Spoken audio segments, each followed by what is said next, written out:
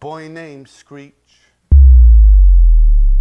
So many issues in the world are all about not seeing the dimension and like the depth of someone else's perspective. Hey, Nicole, welcome back. Hello. So we had a really good time last week, and I wanted to invite you back for this. Originally, I was just going to go sit and watch it on my own, but you texted me and were like, I want to watch you watch this. And I was like, okay, this was fun. People seem to have fun with that as well. And I just have one thing to say, which is it was so cool seeing like the community surrounding Ren and how inspired they were to kind of like get into this journey. I've met a lot of different communities on YouTube, and there is none like the Renegades. So that was super special, and I feel very welcomed into the community, and I feel like sharing Ren's music, you know, with other people as I go down the line. It's really cool. Yes. That's why we're doing this. So I'm so glad like you let me come back to have you watch this. But yeah, the Renegades, they're amazing. Like they're just great. And I feel super honored and blessed. And officially, like I view myself as a renegade now. So I feel like you probably do too, more or less, even though this is your second video of him. There was something so special about like the perspectives that people were sharing about High Ren, and how we were talking about it as like, we're musicians, we're artists, we can connect in that way. But the story and the meaning of that video, of that music, was for everyone, which was really cool. Yeah. And now we're going to be watching, well, I'm going to be watching for the first time the tale of Jenny and Screech, which is... And Violet's Tale. And Violet's Tale as well, at the very end. And it's a triptych. So that, right, there's three songs in one, right? You'll see how he sets it up. Okay. It's different stories, essentially, but they connect. Okay, cool. Well, let's just do it. You ready? Yeah, I'm ready. Let's get excited.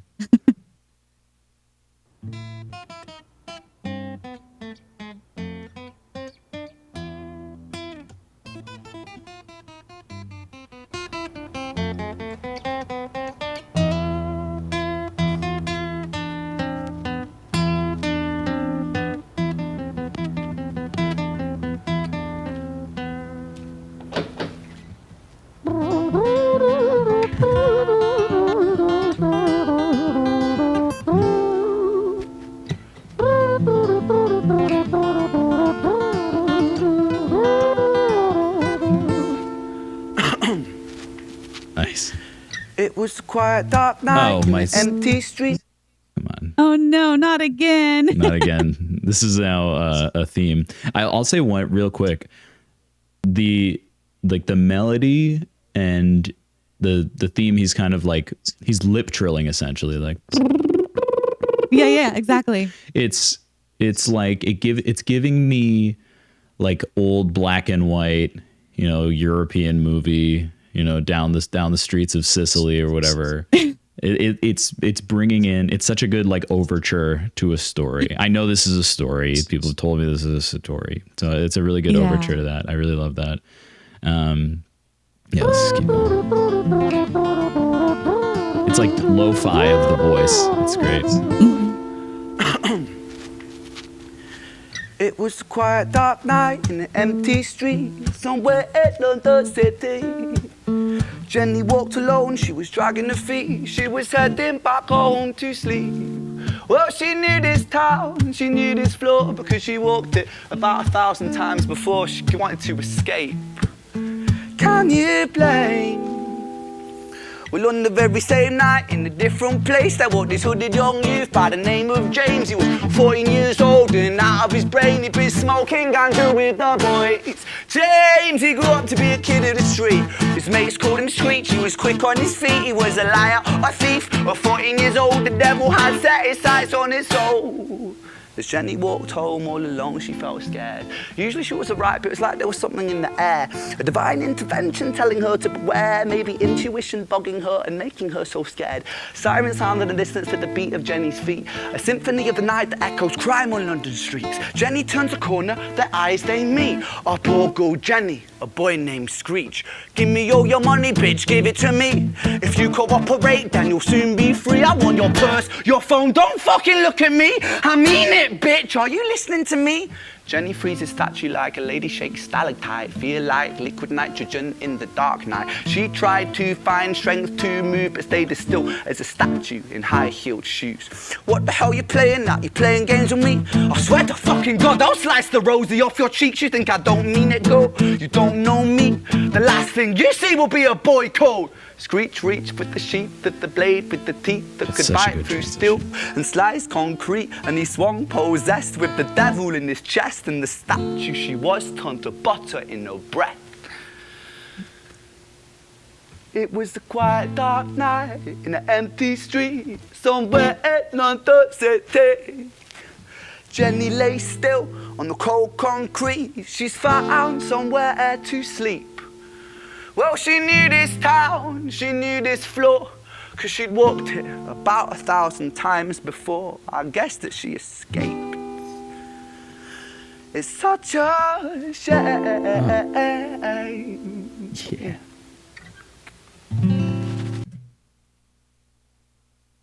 So Yeah, let's talk about again, he's showing like he's like a master at portraying character in the voice. As a singer, like that's like all I think about when I'm singing. You get past the technical, like, you know, we could talk all day about he's using this like really cool vocal fry technique to create this like grittiness in the sound. It's an idea I talk about. I don't know if you learned about this in school, but the concept of like vocal disability. This is something I studied in like musicology classes.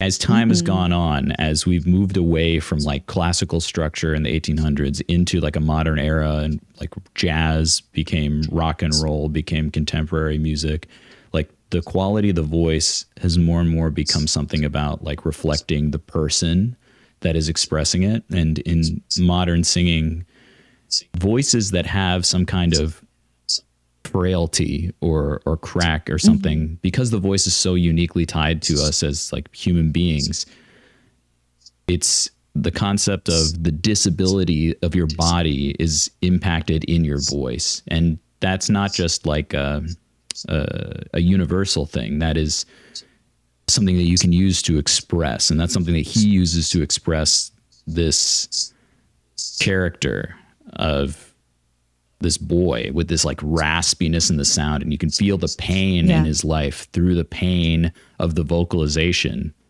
You know, if you are someone who has any concept of singing at all, it's like the feeling you get when you sing. If it's painful, it's going to sound painful to the audience, right? If you want to make a beautiful sound, you don't want to feel any pain in the voice. But at the same time, that pain in the voice can be used as an expressive tool. And the way he's using it is like incredibly effective. And when he's singing about Jenny, he's bringing forth like this clarity, this beauty in the sound, and it perfectly splits up the scene. But I love the way that he's like using the tempo of the text to tell this story. Let's just jump back, because now I'm good. Yeah, good. I'm glad you're doing this.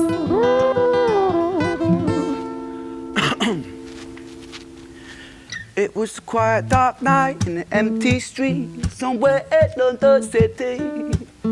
Jenny walked alone, such a good, she was like, dragging her quiver. feet. She was heading back home to sleep. So this is the narrator voice. It's just like this like charismatic sound. He's like any kind of like jazz singer, or it reminds me, I'm trying to pin it down, the voice it reminds me of.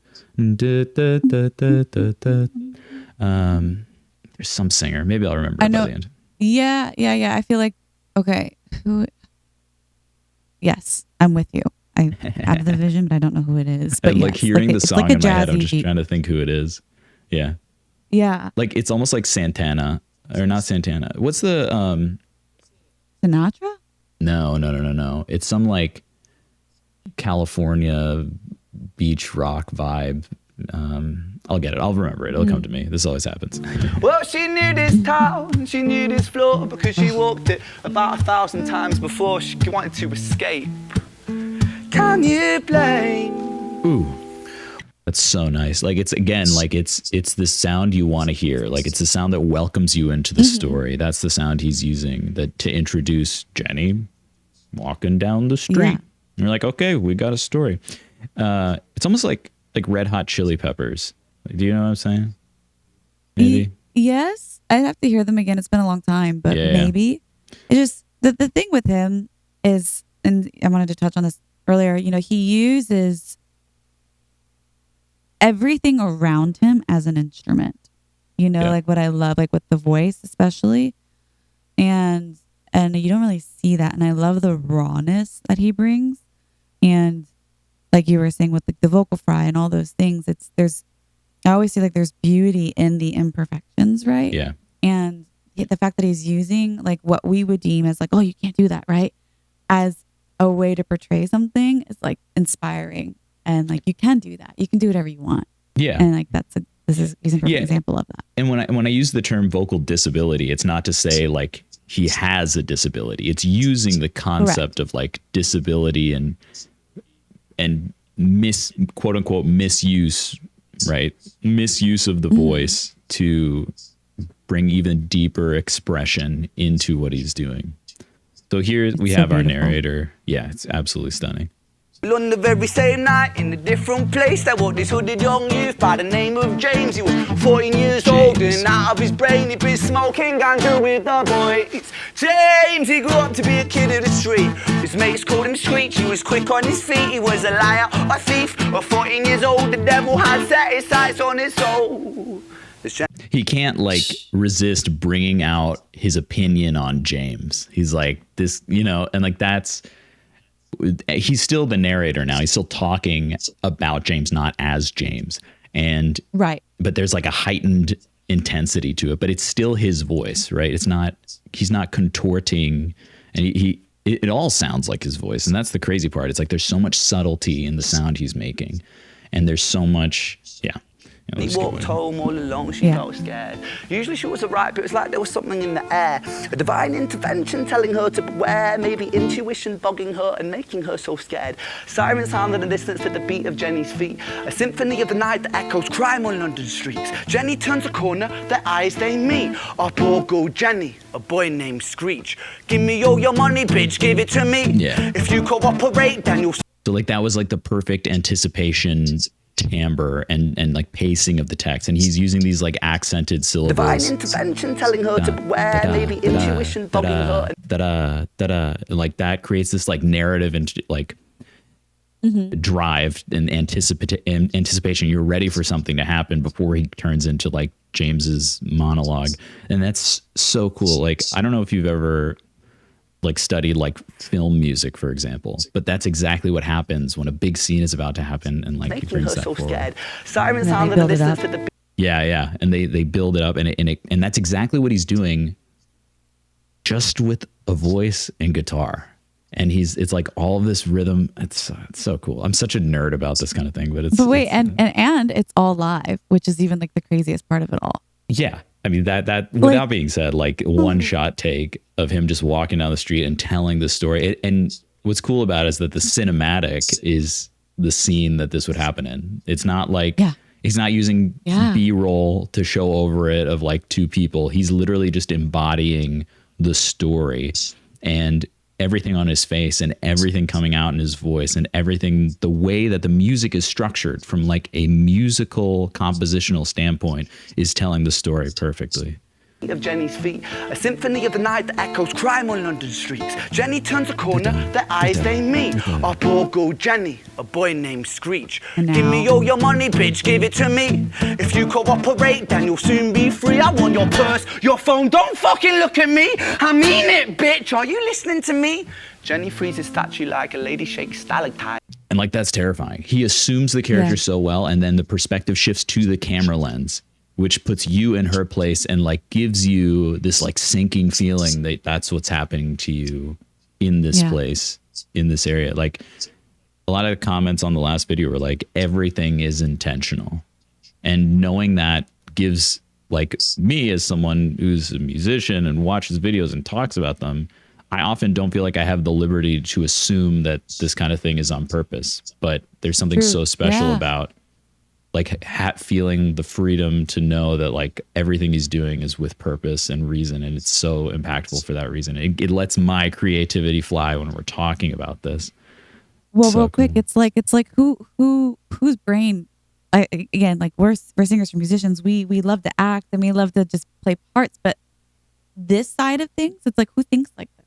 Whose brain? Like his Bryn's brain, right? Like, yeah, I wouldn't think, oh, I got to look in the camera here to. I would just direct me and I'll do what you tell me to do. There's something to be said about like structure in artistic organizations. Like it's so like if you're a recording artist, right? You go to the studio, you record, you get someone else to do the mastering, and then you like what they did, and that's collaborative. And all the collaboration is good, but it's like Shakespeare, like Mozart, like Puccini, like all of these people, like Wagner, like all of these people had complete whole ideas of the final work that they wanted to come out. Yes. And those are all composers, right? But at the same time, even today, if you're writing a new piece of music, at least in our classical music world, like you got to get it through, you got to get a director who's going to have their take. You're going to have singers who's going to have their interpretation. And everything is about everyone else's opinion being mixed in. And then you can have this, like, he has this whole directorial vision and he's doing it. And he has a team around him to support him because the music is so enriching and fulfilling. All right. Yeah. Enough philosophy. Let's go. Let's go. Nitrogen in the dark night. She tried to find strength to move, but stayed as still as a statue in high-heeled shoes. What the hell you playing at? You playing games with me? I swear to fucking God, I'll slice the rosy off your cheeks. You think I don't mean it, girl? You don't know me. The last thing you see will be a boy code. Screech reach with the sheath of the blade, with the teeth that could bite through steel and slice concrete. And he swung possessed with the devil in his chest, and the statue she was turned to butter in her breath. Terrifying. It was a quiet dark night in an empty street somewhere in London City. Jenny lay still on the cold concrete. She's found somewhere to sleep. Well, she knew this town, she knew this floor, 'cause she'd walked it about 1,000 times before. I guess that she escaped. It's such a shame. He's so good. That's so good. I know. Crazy. Jenny's all alone now. Move on and okay. Yeah. So but you realize that he killed her. I had a feeling. I mean, yeah. It doesn't say that explicitly. Possessed. Well, he swung possessed because the devil got to him, and now she lays like butter in the street, essentially. So I heard that as like, okay, that makes sense. Yeah. I wasn't. And now she sleeps in the street. Either. That makes sense. I mean, that's like a totally reasonable. I mean, look, I guess I'm an optimist, and I was like, okay, she got away, and now she's just terrified, and wow. You'll see. I think it was up for a question mark until you hear this one, and then you realize it. Maybe I might have spoiled it too soon, but I think I got it the first time. I don't know. Yeah. Let's hear this one because I'm trying to remember if I got it after I heard this part or if I got it. I don't know. All Let me reset. I'm on the wrong YouTube account that has ads, so let me just switch again real quick. You're good. Make sure I'm still good. Here. Yeah, now I'm trying to remember. I'm like, did I figure that out the second video or did I figure it out? I think. Just pay attention. The only reason, okay, maybe I won't tell you this. Maybe I'll wait till the very end. Yeah, don't tell me anything. Don't tell me anything. Okay. But all right, I won't say anything. Okay. Here, let's just watch it so I can hear those lyrics because that makes sense. Like that was the other interpretation in my head is like she's either dead or she's like distraught in the streets, right? Poetic interpretation. Well, she knew this town. She knew this. I'll tell you afterwards where he got it all from as well. About 1,000. Can you hear it? No. Times. Oh, I got to redo screen share. No, I don't. Yeah, I don't have the screen. Why? Why is it dark? No. Light. A lot of shadow.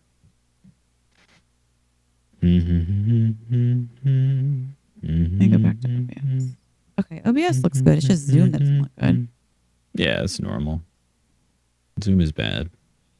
You look a little dark in Zoom now that I think about it. But if OBS looks good, I can also. OBS is nice and bright. Yeah. OBS is nice and bright. All right, cool. Before, I guess that she escaped. I guess that she escaped. That's what tells it It's to me. such a shame. So, I guess the way like I interpret that is she escaped the life that she was living before. Right? Wow. That's what he means. That just gave me chills. Because that's, yeah. Yeah. Wow, wow, wow.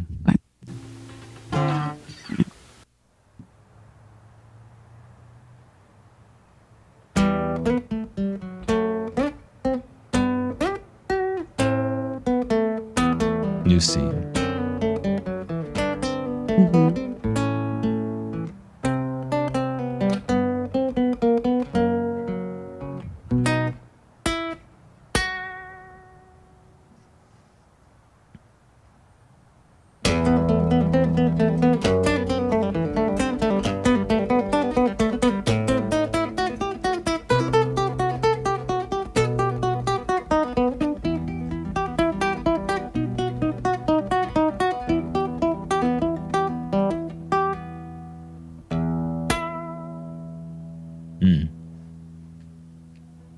Our story, it starts right at the end. At the life of poor Jenny, clocked out like Big Ben. This Screech, dear boy. Yeah. Yeah, he tells us in that line. Right away. Right at the end. At the life of poor Jenny. There it is. Clocked out like Big Ben. Yeah. While we're paused, like, this is just like this eerie, like, merry-go-round waltz, like 3/4 rhythm. Yes. Boom, chan, Thank chan, you. boom, chan, chan. That's boom, exactly. chan, I was like, chan, I feel like I'm at a boom, fair. chan, Like, chan. you know? Yeah, like, it's creepy. Yeah, It's- like I got a carnival. Yeah, makes me feel like and I'm at a carnival. carnivals are inherently sketchy, especially when carnival music is I know. slowed down. That's when it's like eerie, and all I'm getting is like this terrifying, like horror show, like scary movie vibe. Screech, Yes, dear and that's boy. like kind of what he's giving. Yeah. I'm ready for it. Where did he go? He melted into the black night just like snow. That's so good. Patrick, man, let me in, please open the door. I think I fucked up, Patrick, really fucked up, man, I'm not sure. I got crazy, left this lady lying still on the floor. I think I killed her, Patrick, come on, man, I can't knock no more. But Screech kept on knocking till his knuckles became sore. But there's no sign of Patrick down at number 54. No refuge for our villain, for the bitter hands of fate, with something far more sinister in mind that does away.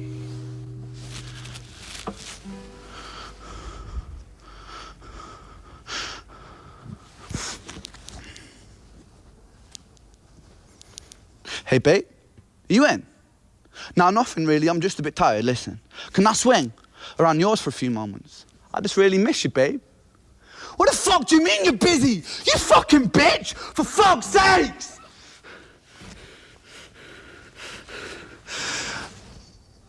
Siren sounds approaching like a banshee in the night. The shrill cry of justice cutting like the sharpest knife. But Screech was never one to run, not one to miss a fight.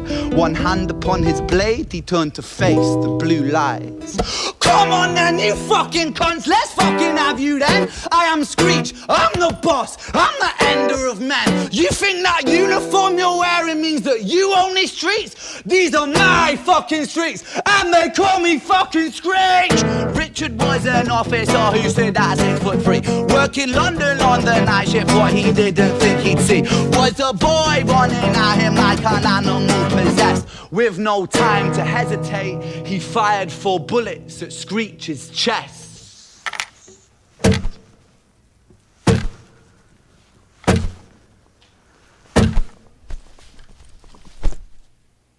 Yo. I know. Story, it ends right at the start. Young Screech and poor Jenny lying one street apart. An officer shaken by the boy that he claimed. Two bodies lay lifeless, and it's such a shame. It's such a shame.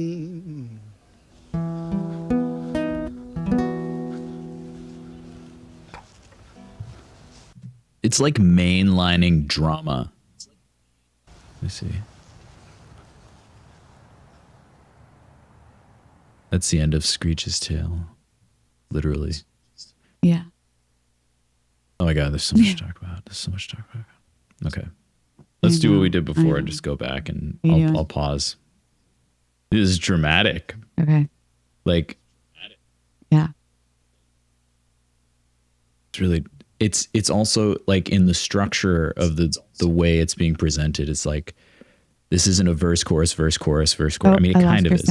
I lost your sound. Can't hear me? I can't hear you. Maybe come back here, speak again. Test. All right, right. Yeah. Okay. Can you hear me now? What the? It's not going through. No, I can hear you now. Oh, you can? Okay. Now I can. You can now? Okay. Yeah. I clicked over to meeting. I didn't. Oh, okay. I got away so I could actually see you in big screen. Yeah. But I shouldn't change your audio, I would think. Nah, I don't know. Well, but it's also, you were saying something. Yeah, no, I was saying it's like, it's in the musical structure that it's not like verse, chorus, verse, chorus, verse, chorus. It's like individual scenes that are linked musically, and like his transitions. Like, this is the thing that brings out emotion in me. Like, it's the musical flow, the way that he creates transitions. And this was in Jenny's tale as well. But either he'll take time to let the phrase like taper off to bring in like something new and snappy, or he'll create build up and anticipation into the next vignette, into the next character, whoever, whatever the expression is, whether it's the narrator or the police officer or Screech himself. And he'll snap that, and let's go through it, and I'll point out those examples. Like, I think everyone will respond to this differently, but there's so much like interplay between the text subject and the music, and I feel like that's the truth that all musicians want to get to, and all people in any like endeavor, they want to string together like human truth and the medium, but through the perfect like cohesive interplay. Like, nothing can be taken away from this, that like it's like it's been stripped down to the most minimal type of expression possible that gives the most impact. Like, there's nothing extra, there's nothing, everything in his voice is like perfectly fine-tuned, everything in the musical structure is like perfectly fine-tuned. You don't need 1,000 instruments, you don't need a ton of mastering. It's like the tools are simple and the expression is rich, and the execution is beautiful. And it's like he's like a one-man show. Like, he doesn't need anything or anyone else. He does collaborations, you know, but like even just with himself, it's just stunning. I think it was Hemingway, maybe, or maybe it was another author who said like, kill your darlings, which means like all the little things that as like creatives you like the idea of, and it starts with this idea, and you're like, oh, I'm gonna have this in there and this in there and this in there, and as you go along the creative process, those things may not contribute to the actual like value of the work itself. And if you're too married to those things, the work is not going to be as good as it possibly can be. So you have to just like suck it up and kill those things to make it as fine-tuned and as possible. And this feels like a work where all the extra stuff was just slimmed down. All right, now let's talk about it. Yeah.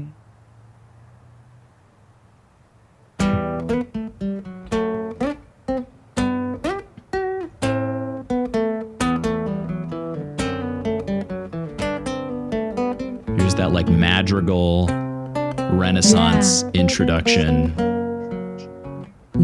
combined with a little bit We get jazzy. Yeah. This is straight up like heavy metal, like 80s guitar solos, like unreal. It's like AC/DC. The bass to kind of give it like a fuller, richer sound. I love too the guitar. Yeah. Yeah.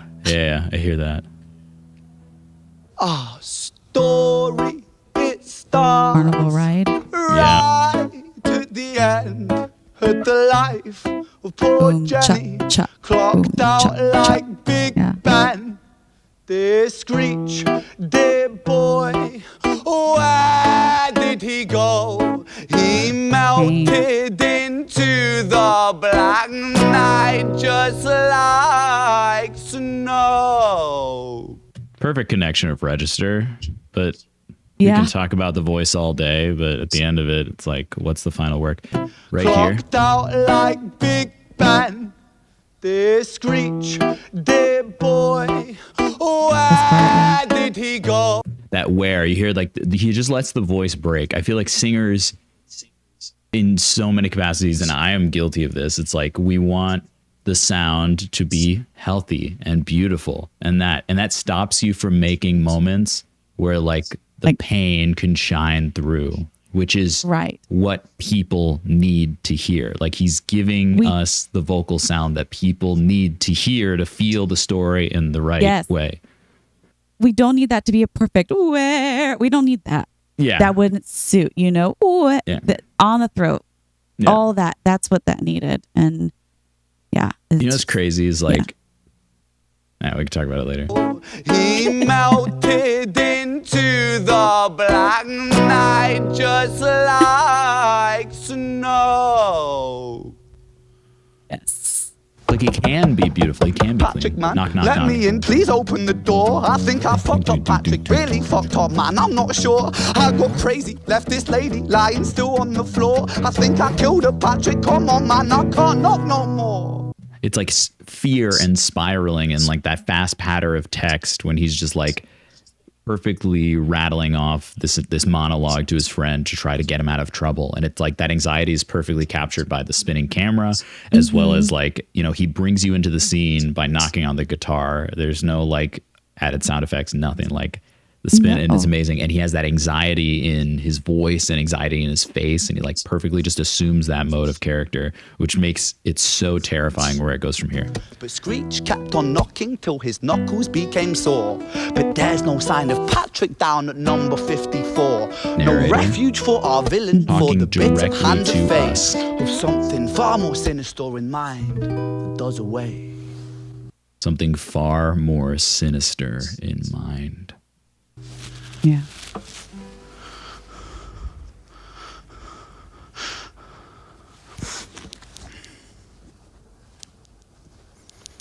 Hey, babe, are you in? No, nothing really. I'm just a bit tired. Listen, can I swing around yours for a few moments? I just really miss you, babe. What the fuck do you mean you're busy? You fucking bitch! For fuck's sakes!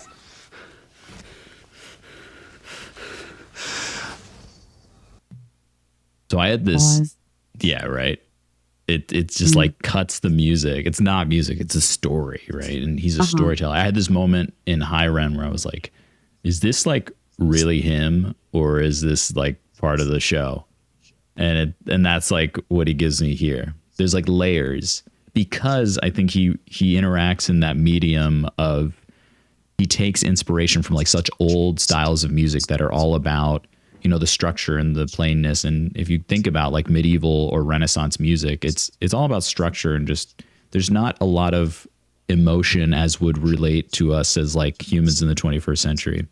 But when you put that side by side with this like performance art narrative of that, of what he just did, like inserting this like hyper realistic theatrical acting dramatic scene in the middle of the music, but nothing in it. There's no rhythm. There's nothing to latch onto to think that it's musical.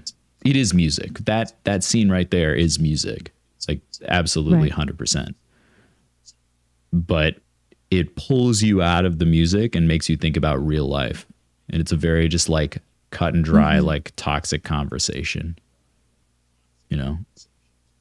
It's reality is what it is. It's like you said, real life. It's like stuff that happens, stuff that has happened, stuff that will continue to happen. And so again, it's music plus, right? We get so much more from it. I love the way you put that. Yeah. Music plus, music with an asterisk, music squared. Siren sounds approaching like a banshee in the night. The shrill cry of justice cutting like the sharpest knife. But Screech was never one to run, not one to miss a fight. One hand upon his blade, he turned to face the blue lights. Come on then, you fucking cunts, let's fucking have you then. I am Screech, I'm the boss, I'm the ender of men. You think that uniform you're wearing means that you own these streets? These are my fucking streets, and they call me fucking Screech. Richard was an officer who stood at 6'3", working London on the night shift. What he didn't think he'd see was a boy running at him like an animal possessed. With no time to hesitate, he fired 4 bullets at Screech's chest. A 14-year-old boy, if we can recall. It's like heartbreaking. I was about to say. And I was going to say he's 14. It's if you're not like paying attention, if you're not listening mindfully, like you're going to miss that for sure.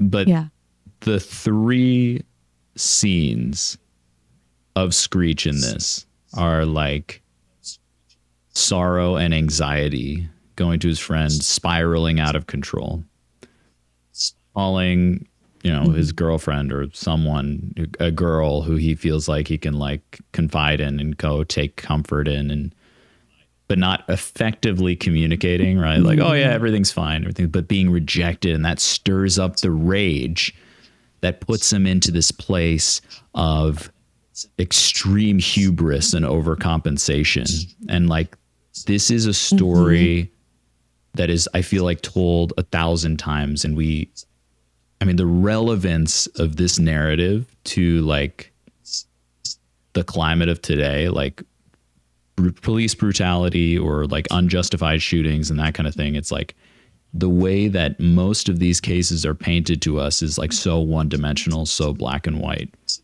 But to get this like first person perspective delivered to us with so much nuance and like dimension and narrative timeline that gives you these 3 vignettes that paint the picture of just like a really troubled person. And the fact that like a friend turning him away can turn him to find sympathy with another, and being rejected again can turn him to rage that causes him to just completely get killed. Lose sense of reality. And the fact that he created him as a 14-year-old boy is absolutely... I am... well, we'll talk about that at the end. There's so much dimension to it. It's so profound. Done with everything. Yeah. And then this piece of cinematic masterpiece. Yeah.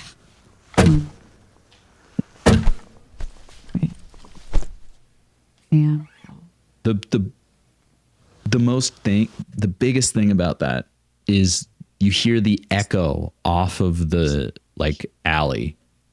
The way that like the frets are being tampered, like the sound is so much more like fricative that it just bounces so much harder. And you couldn't hear that before when the strings and the guitar were like resonating sound, but like you hear like that reverb off the walls, and it feels like, I don't know if you've ever like heard gunshots in an urban area, because I've been in a situation once with that, and it's like everything goes quiet, and that's the only thing that like everyone just like the instinct kicks in and you run because of that reverb of the sound. You can hear it resonate, and it's like nothing else.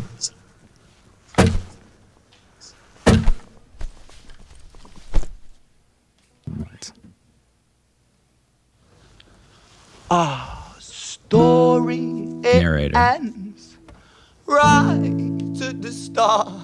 Young Screech and poor Jenny lying one street apart. An officer shaken by the boy that he claimed. Two bodies lay lifeless, and it's such a shame. It's such a shame.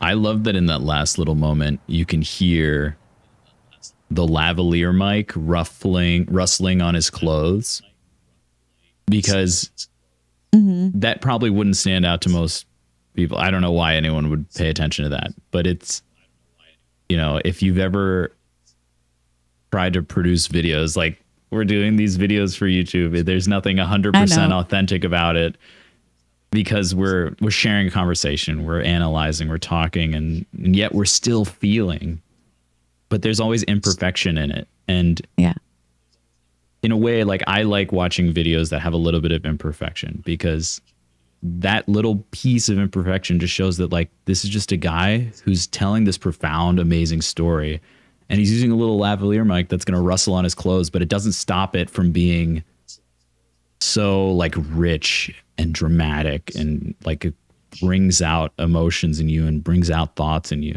That's just like a little nerdy detail. It just enhances to me. No, because I was going to say earlier, like, Rin is no dummy, and he uses, like you said, the alley, and you'll see in this scene how he uses the space to help as well. And so it's just like, even with the lavalier mic, like, you hear it rustle, but, like, to me, it's all a part of it, whether it's on purpose or not, but you're right. Yeah. It just humanizes it a little bit. This isn't like a Hollywood set. And it just was like, wow, this is really just a guy. Right. Which is amazing. A guy it makes and it his even pal more impressive. Filming and doing this thing. And people are his biggest fan. And look at him. Like, look how great he's doing. Yeah. You don't have to have the top tier of the top tier. Yeah. It's, again, it goes back to that idea of, like, doing the most with the least. Let's go. Yeah. Okay.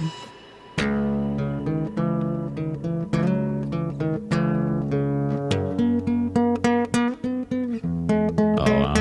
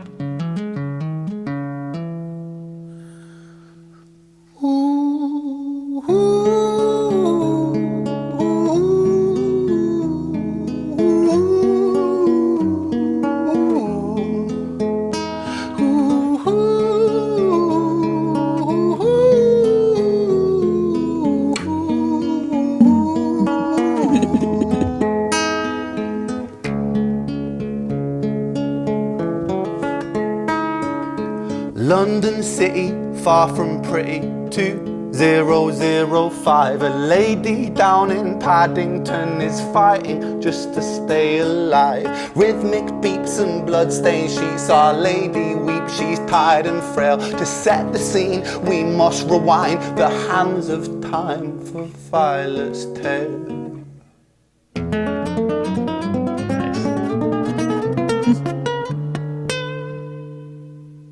I kind of expected that at that point. We must rewind. And I was like, what's the rewind sound going to be? And it's this, like, chromatic ascending pattern, this arpeggio. Okay, we'll talk about it after. Yeah.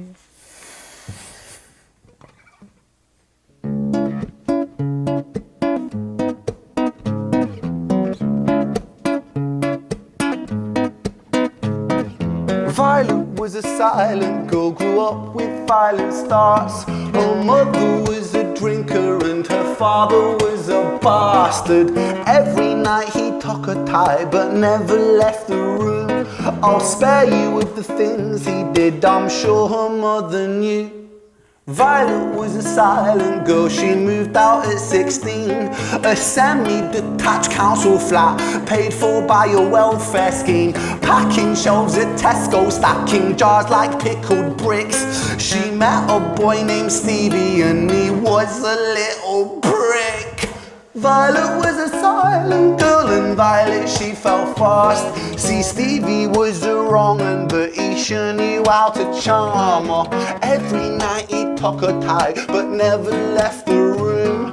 History repeats itself, he'd paint her black and blue and dark. She never stood a chance. The devil comes to dance. I get what you were saying now. Violet, why are you always so quiet? On her bedroom door and he's irate. He's been drinking and smoking, he's up late. And he stands by her bedside, she shakes, but her eyes stay shut. You fucking slut, I know you're up. And he pinches her eyelids and folds them up.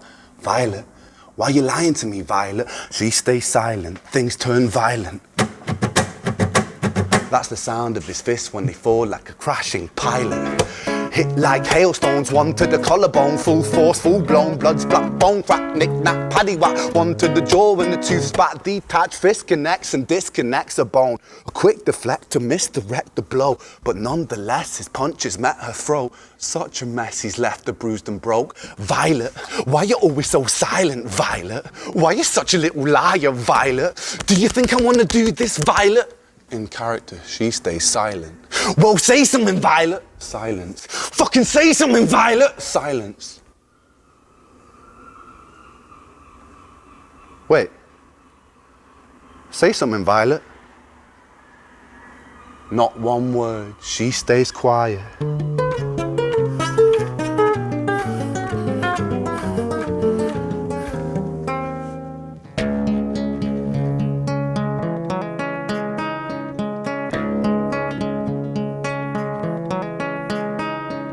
London City, far from pretty, 2005. A lady down in Paddington is fighting just to stay alive. The doctor, in a state of shock, saw something here so very wrong. See, Violet, she was pregnant. Poor Violet, she was 9 months gone. Turning to the doctor, Violet broke her silence and she cried, if I'm to die right here tonight, please let my baby stay alive. The doctor soon regained composure, called the surgeon to come in. As Violet's world turned to black, the curtains closed, the lights went dim. In London City, far from pretty, 2005. A lady down in Paddington just lost the fight to stay alive. A tragedy or a miracle, it happened on these very streets. Two twins are lying side by side. A girl named Jenny No. and a boy named Screech.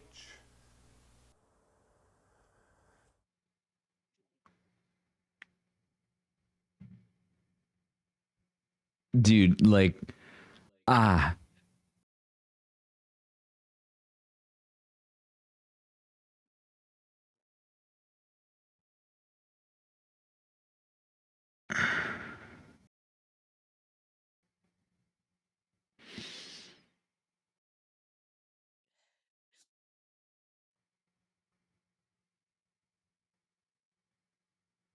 I think it was like right when he said two twins that the chills just started rippling down my spine.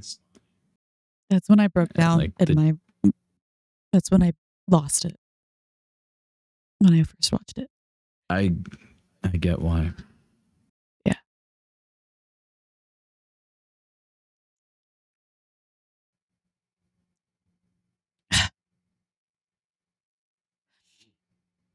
Dude, like I don't even care about all the really cool like production, musical narrative stuff that was happening.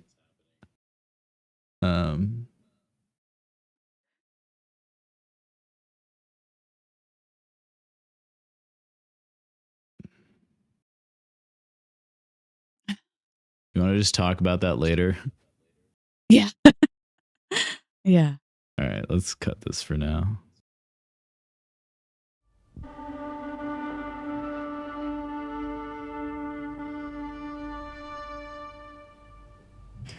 So do you ever just consider like the patterns that you go through in life, like the micro patterns, whether you know, every week you do something, every month you go through phases, every couple of years you change, you know, your career trajectory, your path. Like those patterns are bigger than ourselves. Like those patterns are generational. Like those patterns started before we were even alive. And everything that happens to us in life before our lives even started are going to impact like everything that happens to us in the end. And part of it feels like an inescapable cycle, and the other part is like by bringing awareness to the patterns, you can change them going forward. That's what I've been thinking about for the last couple hours, but I'm about to meet with Nicole to finish up talking about this amazing piece of music.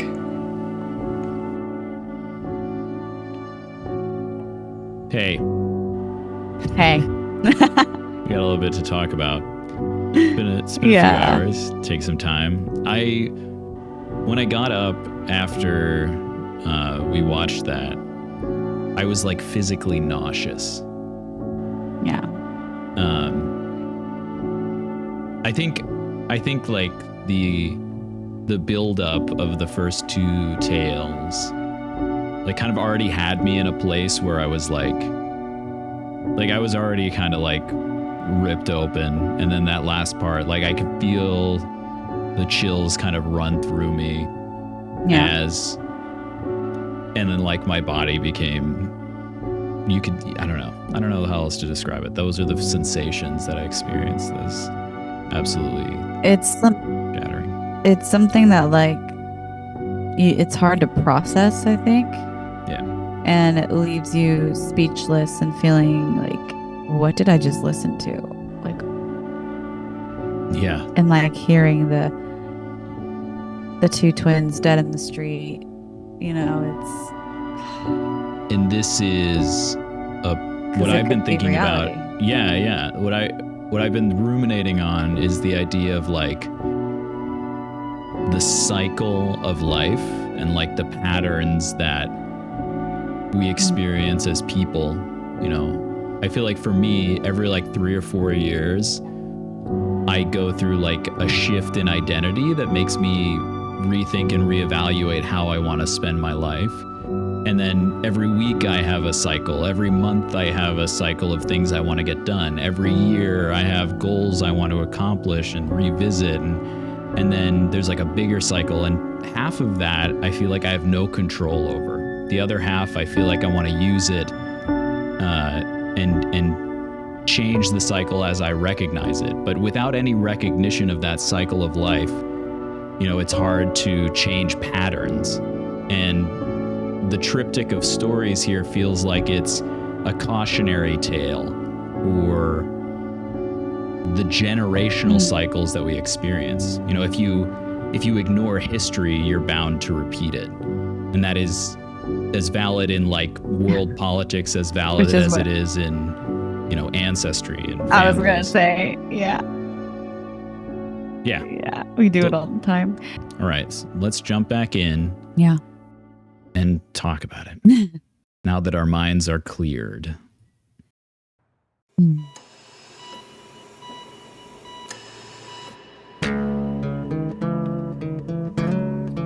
I didn't even notice the heart rate monitor before. Oh no? Beep, beep, beep. No, I mean I did, but I didn't think about it. Well, we don't realize, sorry, let's pause real fast. We don't realize like this is a tale that ends up in the hospital. So at first you're like, he's not in an alley anymore. Why is this happening? And I mean, again, I know why now that I've learned how it happened, and I can tell you after everything. But yeah, it's like it makes sense why he's in the hospital for this one. Yeah, but it also like it reverses, like the visuals are a reverse mirror of the lyrics.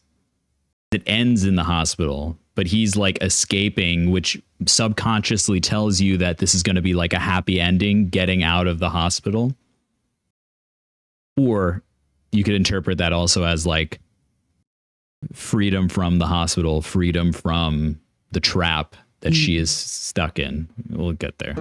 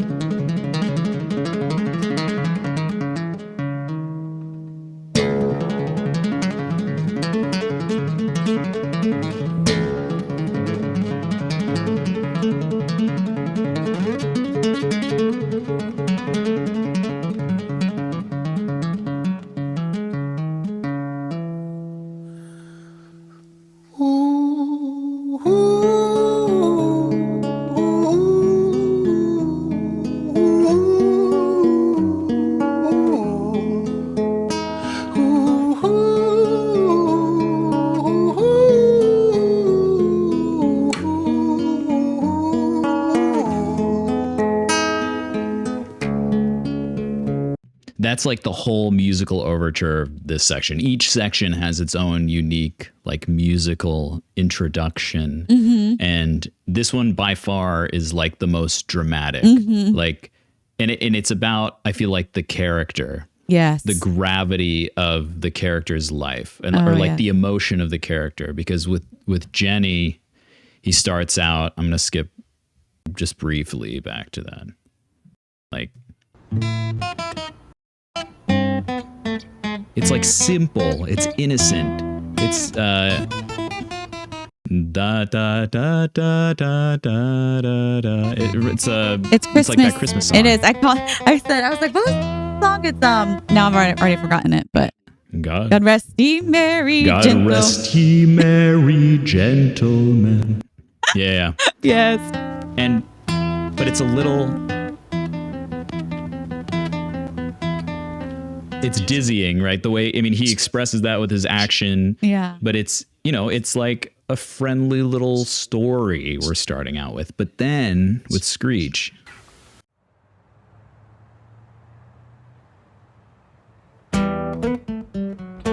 similar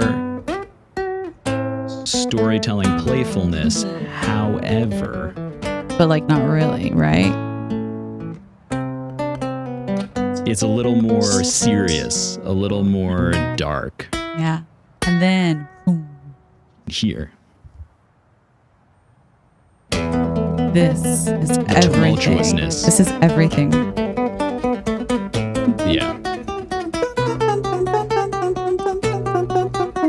This descending line.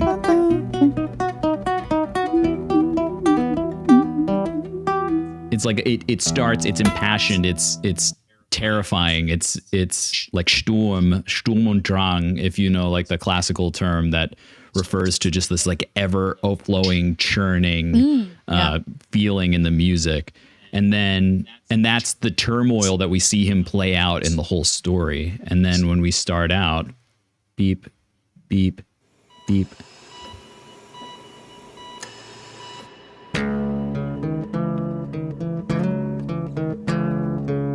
There's more weight to this. There's a grounded. Yeah, yes, exactly. There's weight. It's grounded. But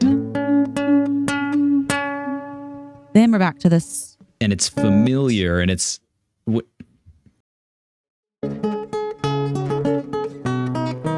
yeah, it's back to that same kind of theme. It's more repetitive. Yeah. Yeah, it's a shorter, more repetitive theme, which makes me feel in that theme of like repetition. This is a more ingrained character. This is a more This is a character that's not as, I mean, he talks about her being kind of stuck in her silent self, but this is more like it's a deeper connection with the character. It's a more mature character. It's someone who is less erratic and similar to Jenny. It's more similar to Jenny's theme than it is to Screech's theme. And this, like rock and roll. oh yeah, this is straight up like Metallica, but having that bass string just like being plucked, it gives you that energy that is something is impending, something is coming. This is like the thunder in the distance. That's a good way to put that. Without hearing the rest of it, you just get this sinking feeling that something is going to happen. Like this is the third out of the three. You're watching this video and there's something on the horizon, which is, I mean, I think that's how you know when he talks about the two children at the very end. That's how this is the clue you get subconsciously that just like rips into like the you. Foreshadowing, right? Yeah. Absolutely. Yeah. Great word. Foreshadowing.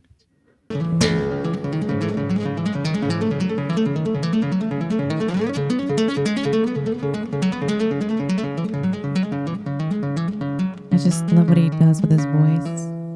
And the story begins. Oh, so pretty.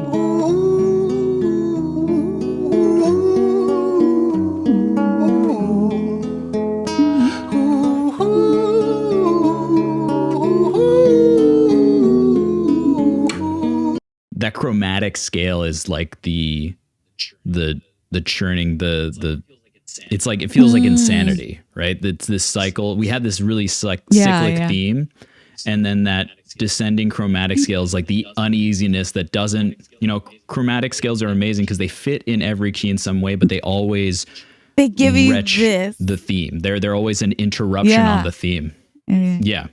It's exoticism, right? When composers started using chromatics in the music, was to create exoticism or like sensuality of some kind. And this story is clearly wrapped up in being held captive by something different, but also pulled in for a real reason. Like if she has this lover who is abusive, there's going to be that very confusing, subtle layer, and that I feel like is represented in that descending chromatic scale.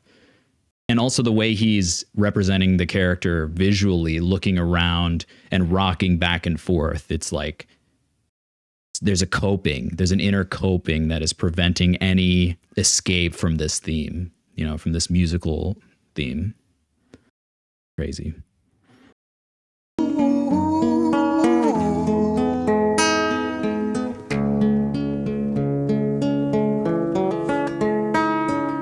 London City, far from pretty, 2005. A lady down in Paddington is fighting just to stay alive. Rhythmic beats and bloodstains, she's our lady weep. She's tired and frail. To set the scene, we must rewind the hands of time for Violet's tale.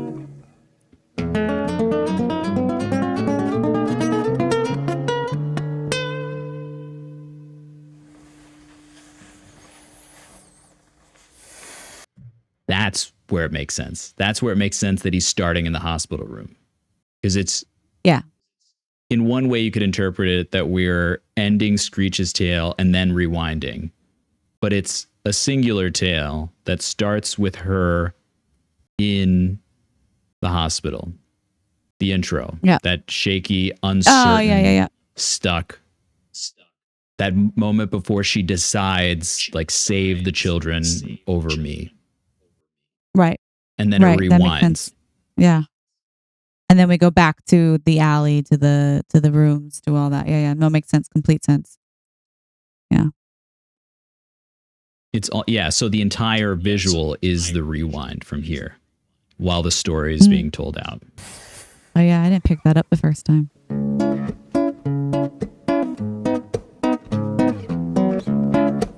I've had a few hours to think about it. Violet was a silent girl, grew up with violent starts. Her mother was a drinker and her father was a bastard. Every night he took her tie but never left the room. I'll spare you with the things he did, I'm sure her mother knew. Violet was a silent girl, she moved out at 16. A semi-detached council flat, paid for by a welfare scheme. Packing shelves at Tesco, stacking jars like pickled bricks. She met a boy named Stevie and he was a little prick. Violet was a silent girl and Violet she fell fast. See, Stevie was a wrong un, but he sure knew how to charm her. Every night he took her tie but never left the room. History repeats itself, he'd paint her black and blue and dark. Okay, so this whole sequence of him going through the hallway. Yeah. Again, knowing, believing, and feeling that everything has great intention. How do you feel about the concept of creating distance in the visual, which alters the acoustic in a way? I guess not because he's wearing a lavalier mic, but it makes the resonance of the space, it contextualizes it the further apart the camera gets. And so based on what he's talking about. No, yeah. I feel like it allows it to just give a more of like an echo throughout. And I like what's coming up here, this next part where he looks up and then it just builds it even more, I guess. But like turning away from the camera, I thought was interesting to sing it because, like on stage, you can never turn your back away from the audience, right? So don't you dare. No, but for here, here, it was like interesting choice, but you don't really question hallway, it. Yeah, it makes it all work within it. Yeah. It ties it all together, and it also makes it makes it easier to follow the story because of the movement. Yeah. Violet was a silent girl, grew up with violent starts. Once he steps into the hallway, the sound just changes. Completely different. Every night he talked. Rhyming stars with bastard. Yeah, I love that. Because it wrenches you out of the vocal line, rhyming, a fake rhyme. The music is sequential, but the rhyme messes it up. Yeah. And then it pulls your brain back into just like, oh, that's something I need to pay attention to. So it's very contrasting because of the choice of text. Tie, but never left the room. I'll spare you with the things he did, I'm sure her mother knew. That bothers me, that one line. She moved out at 16. The spare Violet you was the a silent things he girl. did. You said that something I'm sure, the last time you said it. No, that I'm sure her mother knew, about the dad, the stepdad or the dad. Yeah, I don't know. Am I lagging to you when I? A little bit, what? But it's just a couple seconds. Yeah. It's okay.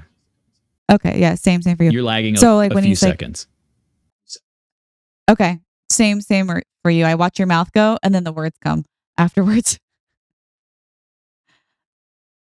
Okay. So no, what he says, what the father done and I'm sure her mother knew. That really that line gets me every single time. And it's not because thankfully because anything like that happened to me, but it happens though. And it's just like when people are silent in the abuse because they're scared, and it's just so heartbreaking. It's so heartbreaking. It's heartbreaking because it's such a throwaway line in a way. It's very easy to miss that he includes that here.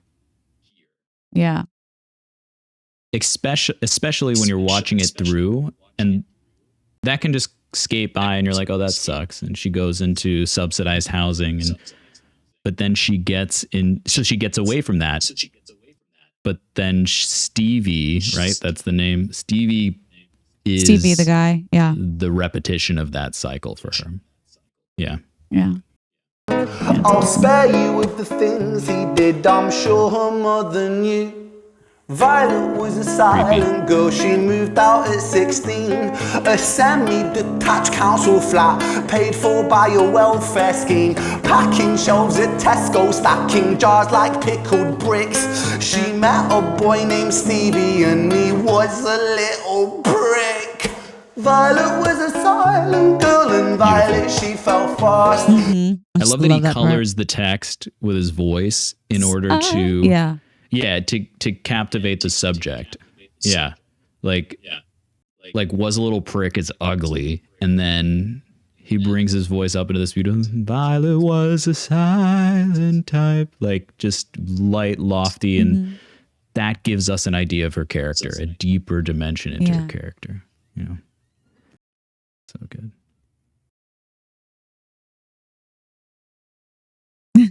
I don't want to cut you off if you have something to say. No. You're good. It's just like, so, I know. So sometimes you'll speak and then I'll try to say, and then you've already played. And so I'm just like, pause, maybe. Yes, no, maybe so. I realized that was happening. Yeah. You're fine. So like violin was a sigh, and in having the vibrato come through, it just gives this like more delicate ness about her, I guess. You know, being the silent type, being this kind of floaty girl throughout life. It feels like, maybe I'm reading too much into the vibrato and all that, but like that's just like when you really break it down, it's like that's how her character is to me, at least. And all of those little details, all those subtle like inclusions and the depth of the interpretation of the music, like those are all the little subtle things that you don't think about when listening to it, but will impact like the climax of the song. Like it will impact how you interpret that, because it paints this full picture that you're not piecing apart every detail. You get the whole thing, which sucks you into the story. It feels like you're living in that story. And so when you hear what happens at the end, it's all the more devastating. Yeah. Oh, yeah. Okay. See, Stevie was a wrong un, but he sure knew how to charm her. Every night he took her tight, but never left the room. History repeats itself, he'd paint her black and blue and dark. She never stood a chance. The devil comes to dance. The devil. Violet, why are you always so quiet? On her bedroom door and he's irate. He's been drinking and smoking, he's up late. And he stands by her bedside, she shakes, but her eyes stay shut. You fucking slut, I know you're up. And he pinches her eyelids and folds them up. Violet, why are you lying to me, Violet? She stays silent, things turn violent. Yo, whoever's working this camera is like a genius. Because his the friend fact Sam. that Sam, yeah. And he's irate. Like, wait, Yeah. like This moment. part. smoking, Yeah. he's up late. And he stands by her bedside, she shakes, but her eyes stay shut. You fucking slut, I know. Right when he grabs the eyelids, You're which is just a oops up, and he pinches her This eyelids part. and folds them up. right there. When he, I know. it's just eerie. I know you're up, and he pinches her eyelids and folds them up. Goes focus on the hands to focus on the eyes. Like this, a lot of, there's a lot of understanding that Ren is like the genius composer and creator of this music, but having that subtle touch to go focus on the hands to the focus on the eyes in rhythm with the voice is like such a subtle but powerful cinematic tool to give you that visual and feel like you're there, because there's no music, it's just the text. You are totally captivated. Yeah, absolutely. Like every time I see this scene, I get the little like the uneasiness, the shakes, the feeling, right? Because it irks me. Because I think you're right. Because there's no music anymore. It's just him. And then he's got the eyes that are bulging and being the character. And then the camera, all of it together is just like,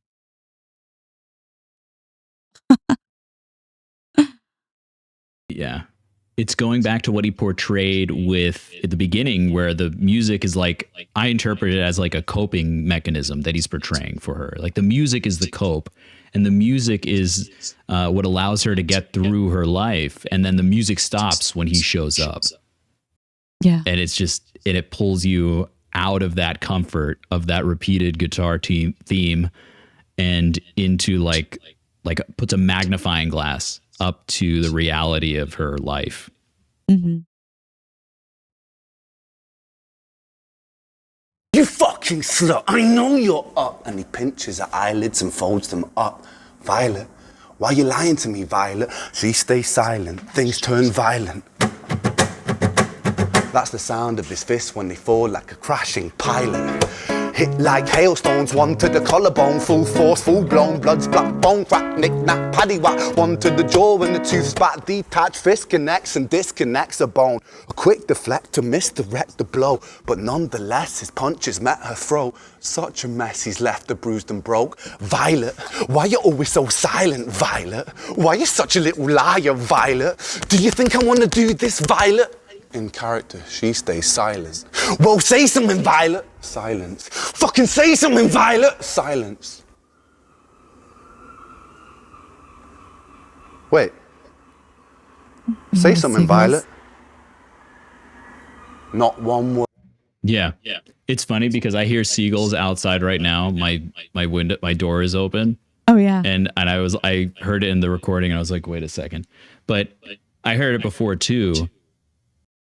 And it's, I don't know, what do you think that is? I mean, I'm assuming that just was happened by chance. I hope, because that's really cool. I don't think they added that in there. They're probably by some sort of dock or bay or something, and that just happened in that moment. And I love it. It makes it even more. Well, it really just cuts the silence and just like really, really nicely. Yeah. I hear the seagulls outside right now. This whole scene is so like gruesome and chaotic and dark, and like everything is describing is just brutal, like pure physical brutality, and it's just devastating. And it's almost like playful. It's almost cartoony the way he's portraying it, which makes it even more eerie. But then the silence hits even harder in that case because it wrecks any pattern. And that goes like, you know, the merry-go-round in the Screech, like it has that same kind of like eerie feeling, that eerie like jester like character, especially as he goes back and forth between silence and then into the character and silence into the his use of repeated text. He did the same thing in High Ren with like when he was like fuck you, and repeated that over and over again. It just pounds this one idea home, and all the text in between just like further reinforces it in a really like in a way that creates a lot of depth in the understanding of what's happening. It raises the gravity of everything he's saying in between those repeated words. Yeah. In this case, silence. The repetition. And it just like builds and builds and builds. The repetition, it like you said, it gets you out of the mundane, like verse, you know, and when he breaks it up and it forces you to, snap back, we're here. We're here. And then he just repeats it. And so there's something about the repetition that is unsettling, because he really wants you to hear the silence, you know, and it's just like, oh God, what's happening? Yeah. And the birds snap you into real life. Yeah. You're exactly right. Violet. Silence. Fucking say something, Violet. Silence. Wait. Say something, Violet. Not one word. She stays quiet.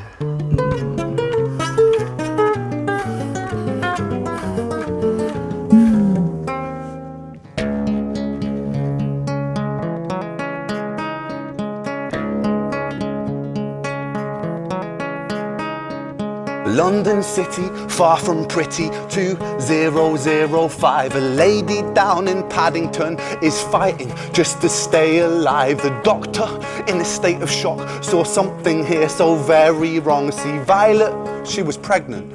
Poor Violet, she was 9 months gone. Turning to the doctor, Violet broke her silence and she cried, if I'm to die right here tonight, please let my baby stay alive. The doctor soon regained composure, called the surgeon to come in. As Violet's world turned to black, the curtains closed, the lights went dim. In London city, far from pretty, 2005. A lady down in Paddington just lost the fight to stay alive. A tragedy or a miracle, it happened on these very streets. Two twins aligned side by side. A girl named Jenny and a boy named Screech. That last line, it was so hard to like think about these technical little things, but when this is happening, this last line. Down in Paddington, just lost the fight to stay alive. A tragedy or a miracle, it happened on these very streets. Two twins aligned side by side. A girl named Jenny and a boy named Screech. How? The tone. Side by side.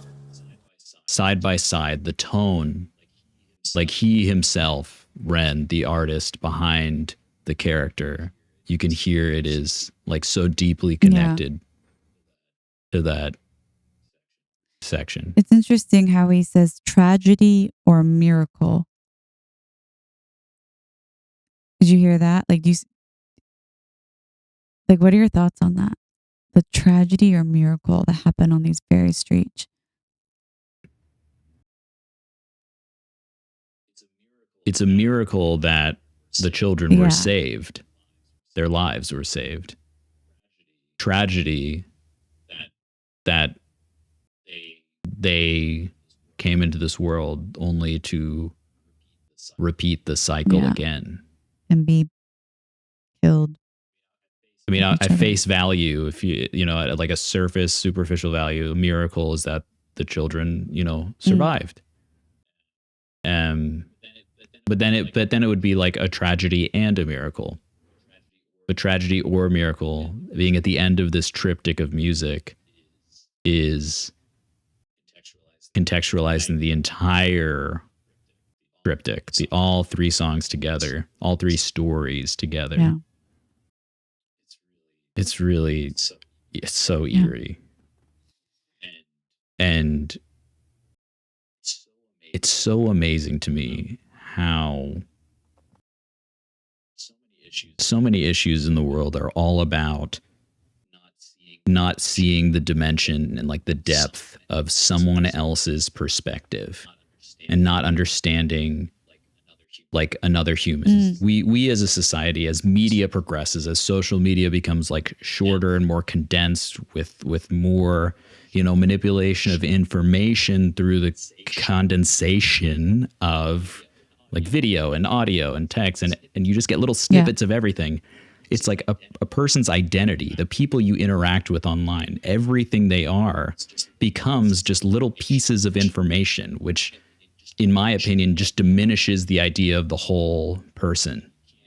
And you can't get a realistic idea of who they are just by one small instance.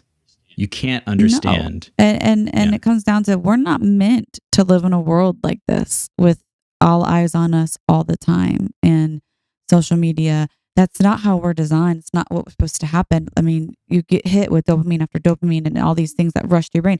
This is not healthy for us. It's addictive. It's all these things, and having all these faces on us, and then being on social media, like wanting to show people the good versus anything else. And so people make up assumptions of you, of your life, and the perfection that it looks. Some people show the imperfections, which I applaud, but to what degree is that also real? So it's Well, it's yeah, reductive. Like if you take these tales, turn them real. I don't know if this is a We'll true get to that. story or I'll- if this is a narrative Yeah. that he created. Yeah. Okay. If you were hearing this story in the news, what would you hear? Boy kills girl. Turns out they were siblings. The mother would not be mentioned at all. You wouldn't have that glimpse of sympathy and reaching out for help that Yeah. Screech had in the second tale. You would only get, this was a bad criminal. This is a thing that happened. You wouldn't get the full context. And so art like this is meant to yield empathy and teach you to feel empathy for all people and all stories. Yes. Because you find yourself, which is something we're losing rapidly. and so in this scenario, you find yourself sympathizing for Screech too. All of it. And we're losing that. But back to this being a real story or not. So Ren got the story, not the brother and sister thing, but he did see this in a newspaper clipping that a 14-year-old boy shot and killed a sex worker on the street. And so he then came up with the rest. The brother and sister, Violet, all of that. Oh. But he started out with, I think, Jenny and Screech, and then later on added on Violet's tale. And I heard through the comic grapevine that there's also going to be a Patrick's tale. So the friend that he was trying to call coming. Yeah. So, yeah. Wow. So the genius. It would have been a story from, absolutely, like amazing use of inspiration from real world events. It would have been a story from like 2019. Yeah. Because he says 2005 in Violet's Tale. 2005 was when the mother died, and then Screech was 14. So they were both 14 when that all happened, which is 2019. So it was 2019 That's then. fascinating. And then he created all this. Oh. I wouldn't be surprised if this was turned into like a full length movie. I would watch that movie. I'd cry throughout the whole movie, but I'd watch it. 100%. This is such a unique story. It's heartbreaking. I don't think people are ready for that. I mean, were we even ready for this music video? Like, come on, let's be real. I saw some comments in the last video we did together that were like, this is going to be too heavy. You need some light and fun, Ren. And I was like, yeah, at this point, please, we'll skip some heavy stuff. Because this is incredibly mentally stimulating. But I will take your recommendation on that. But next time it's my turn to show you some music. I'm excited. We're gonna go through the special things that I've learned from the internet, the special music that I have learned, and we'll post those. I'll post those on mine, your channel. So this is still going on yours, but cool. Yeah, this is And then we're gonna have a whole podcast. I think so too. I feel like this is just gonna keep going and going and going because people are they're loving it and I love it, and I'm glad that we get to do this together and geek out together. I will say it's like, there's something about sitting in a room by myself with a camera and like a music video and talking about it, but there's something even more special about having a conversation because it just broadens the horizon. Yes, and I'm excited to see what we do next week. And cool. Let's keep it going, dude. Music is so literally cool. like the theme. Like I always say like I love music or something like in the last video I did. So I did his Back on 74 and Message in a Bottle mashup. So if you want something lighthearted, I recommend you do that. Or I just did, I don't want to spoil it 'cause it's coming out. Well, I guess tomorrow is going to be a different day, but I think this will go up on Wednesday, so don't worry about it. Yesterday, I posted chalk outlines with him and Chinchilla. So I hope, that's not lighthearted, but it's beautiful as well.